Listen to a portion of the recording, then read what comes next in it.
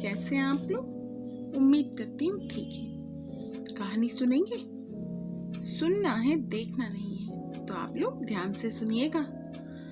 आज से मैं आपको एक नई कहानी सुनाऊंगी। चूंकि ये कहानी बहुत बड़ी है, इसीलिए हम इसे कई पार्ट में बनाएंगे। नाम सिर्फ एक ही होगा। फिलहाल के लिए हम सिर्फ इसको एक नाम देंगे, पर जैसे जैसे हम इसमें आगे बढ़ेंगे हम इसके नाम बढ़ाते जाएंगे, ठीक है? तो जो मैं आज पहला पार्ट आप लोगों के लिए शुरू कर रही हूँ, इस पार्ट को हम 3 भाग में बनाएंगे क्योंकि ये बहुत बड़ा है। अगर एकदम से बड़ा बना दूंगी ना तो आप लोग देखेंगे ही नहीं। वैसे भी आप लोग ना सुनते हैं ना देखते हैं। पता नहीं मैं क्यों मेहनत कर रही हूँ, मुझे खुद भी पता नहीं, पर मैं करना चाहती हूँ, ठीक है? आज से हम जो कहानी शुरू कर रहे हैं उसका नाम है हातिम ताई। विश्व के लोक कथा नायकों में हातिम का नाम श्रेष्ठता की सूची में सबसे ऊपर है। हातिम को पूरी संसार में परोपकार का प्रतिरूप मान लिया गया है। कोई भी व्यक्ति सहृदय हो, दूसरों का भला करने वाला हो, निस्वार्थ भाव से लोगों के काम आता हो, उसके लोग आसानी से कह देते हैं कि यह तो हातिम है। हातिम किंवदंती बन गया है। हमारे कथा साहित्य के विश्व नायक की चर्चा तो हर कोई करता है, पर कम ही लोगों को मालूम है कि हातिम कौन था, उसका जन्म कहाँ हुआ, उसके जन्म के समय के हालात कैसे थे, हातिम ने ऐसे कौन से कारनामे किए जिनकी वजह से इतनी अधिक प्रसिद्धि मिली।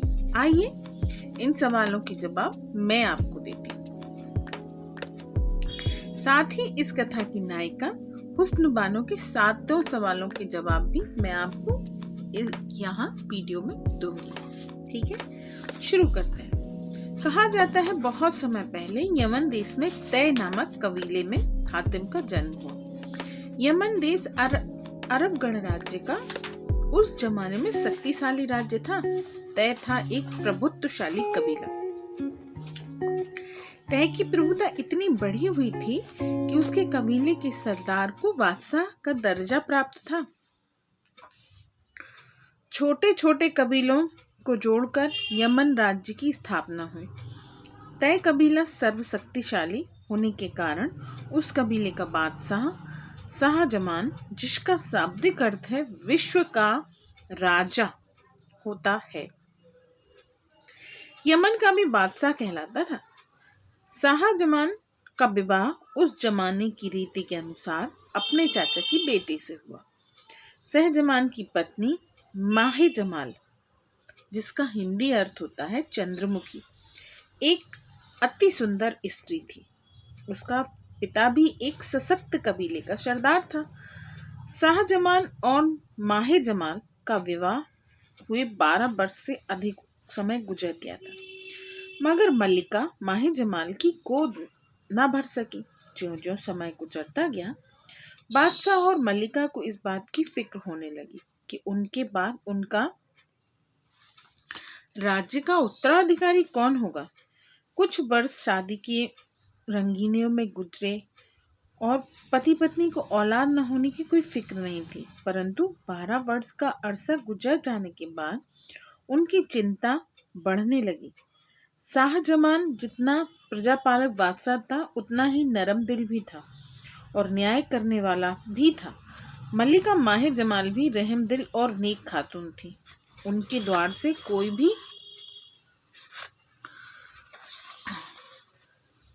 मांगने वाला खाली हाथ नहीं जाता था। औलाद न होने की जब पति पत्नी को चिंता सताने लगी तो उनका झुकाव धार्मिक कार्यों की ओर होता चला गया।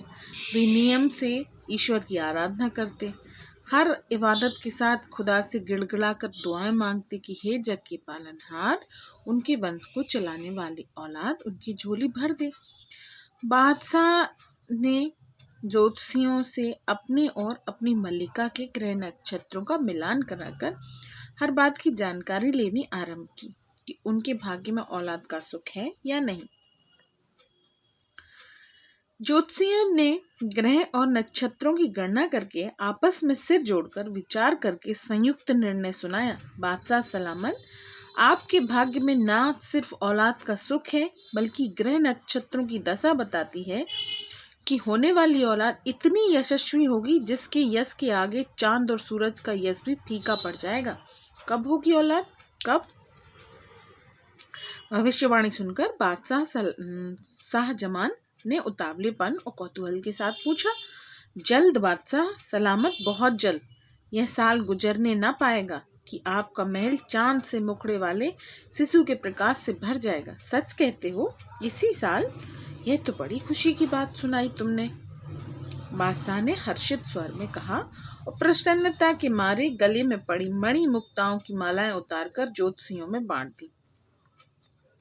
ज्योतिषियों ने बादशाह की दानवीरता का यशोगान किया। ज्योतिषियों के मुंह से निकली बात राज दरबारियों से आम जनता तक पहुंची। हर कोई इस बात की दुआ मांगने लगा कि ज्योतिषियों की भविष्यवाणी सत्य साबित हो। ज्योतिषियों की भविष्यवाणी कहा जाए अथवा लोगों की दुआओं का असर, ईश्वर ने शाहजमान और माहे जमाल दंपत्ति के मन की मुराद सुन ली। अगले माह बेगम माहे जमाल ने बादशाह को खुशखबरी सुनाई कि वह मां बनने वाली हैं। बादशाह ने सुना तो खुशी के मारे फूले न समाये। एक एक दिन गिन गिन कर गुजारा जाने लगा। नौकर नौकरानियों बेगम की उठने बैठने चलने फिरने का पल पल का ख्याल रखने लगी। 4 माह 5 माह बाद वह समय भी आया कि गर्भावस्था उजागर होने लगी। समय बीतता रहा।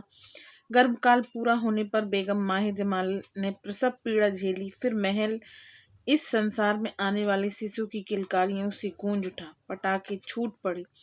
हर ओर खुशियों का आलम छा गया। बेटे के जन्म का समाचार पाते ही शाहजमान ने ईश्वर का शुक्रिया अदा करने के लिए नमाज अदा की। कबीले की हर परिवार में प्रसन्नता भरी यह खबर जंगल की आग की तरह फैल गई कि राज्य का उत्तराधिकारी जन्म ले चुका है। कबीले में जश्न मनाया जाने लगा। गरीबों को वस्त्र, आभूषण और भोजन बांटे जाने लगे। उन ज्योतिषियों को भर भर मुट्ठी सोने चांदी के सिक्के दिए जाने लगे जिन्होंने बालक के जन्म की भविष्यवाणी की थी। नवजात शिशु का नाम रखा गया हातिम। तय कबीले का राज्य उत्तराधिकारी होने के कारण उनके नाम के साथ जोड़ा गया हातिम तय। यही तय शब्द बाद में बिगड़कर तय से ताई बन गया। इस तरह पूरा नाम बना हातिम ताई।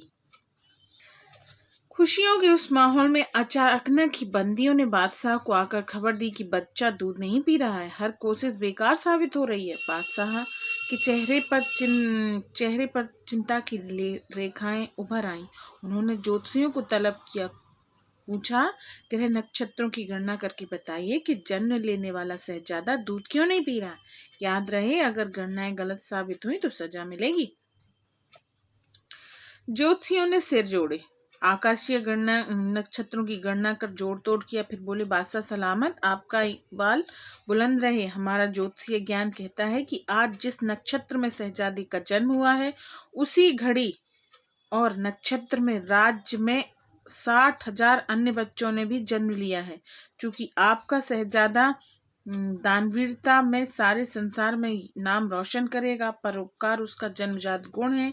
जन्म लेने वाले बच्चों में अनेक बच्चों की माताओं के स्तनों में दूध नहीं है, वे भूखे हैं।